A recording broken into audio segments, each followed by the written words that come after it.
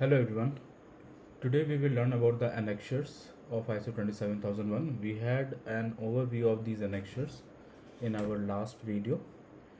Today we will cover the organizational control under the annexures, which contains 37 controls. So these control, which are called organizational control, right? They basically focuses on strong security foundation, like creating policies for a company, what are the roles and responsibilities, and risk management.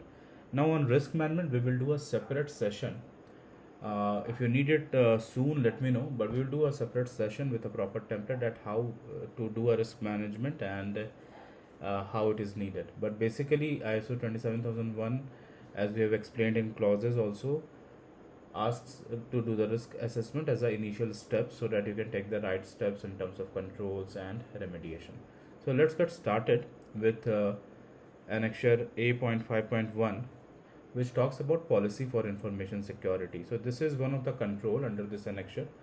So let's identify and let's have a common terminology. We will call these A.5.1, A.5.2 to A.6, 7, 8. We will call them as controls. So there are 37 controls under organizational control section. So these controls generally gives you the guideline or gives an organization the guideline that what it should do to meet the standard. The standard here is ISO 27001. So let's start with this one, policy for information security. So this one suggests like develop and maintain information security policy that provide direction and support for information security. I will give you an example. Consider any company which has a policy that defines how sensitive the data must be, and the data should be encrypted, whether it's in transit or at rest.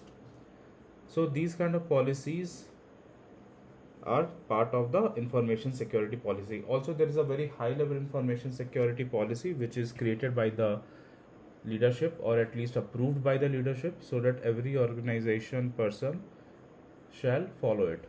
The next one is A.5.2, which is information security roles and responsibility. Now, as you have developed several policies, now what are the list of those policies and all? Again, sorry for going back to A.5.1.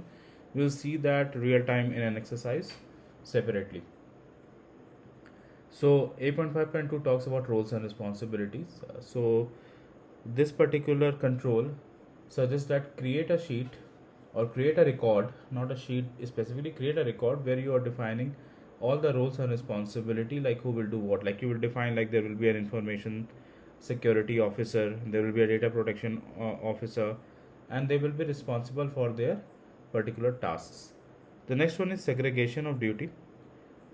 This segregation of duty is very interesting and this is very important. Let's understand it with an example. Let's say you need access to a system. So what you will do, you will raise a request. Now, as per the standard practice and as per the compliances also, but let's talk about the best practices only. When you raise that request, the request need to be approved. Now, one thing can be you can approve your own request, but you cannot because there is segregation of duty. That approval will go to someone who is authorized to approve it, to an authorized approver.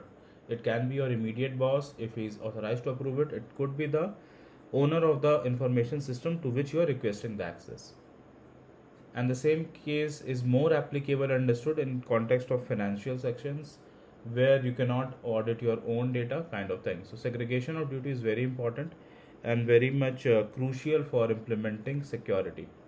The next one is management responsibility. So this one is again very important. Why? Because if any organization does not have a management support, so they will not be implementing any information security because there will be no willingness, there will be no support. Even if they want to implement information security, let's say there is an information security officer who want to does it, nobody will support that person because they will say, hey, our management doesn't ask us to do this, this is extra work for us, right? So the next one is A.5.5, which is contact with authorities. So this one is not a very tangible kind of evidence or record based kind of control. This is generally giving a guideline that maintain your contact with relevant authorities. Who can be the relevant authorities here? that these relevant authorities could be your local regulatory bodies, right? If you are in Europe, the organizations, government organizations which are maintaining the GDPR compliance.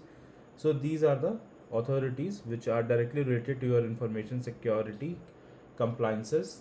These are the one to which the contact has to be maintained. The next one is contact with a special interest group. So what can be the example of a special interest group? It could be something like a very what you call let me just think, right? So something like a cybersecurity working group, right, to stay updated on threats. It could be something like a benchmark group, like there is a CIS benchmark. You can just Google CIS benchmark. So those kind of groups are there, which helps us to keep compliance and up to date with the system, which we are using and which are applicable globally. So there are many global special interest groups which will directly affect your information system. So it is suggested that keep contact with them. So maximum, if you are getting audited against this control, an auditor can ask you that show us the last communication, show us the list of a special interest group which you are maintaining and communicating on a regular basis, right? We will understand more about the next control, 8.5.7, and further in the coming videos. Thank you so much for watching this video.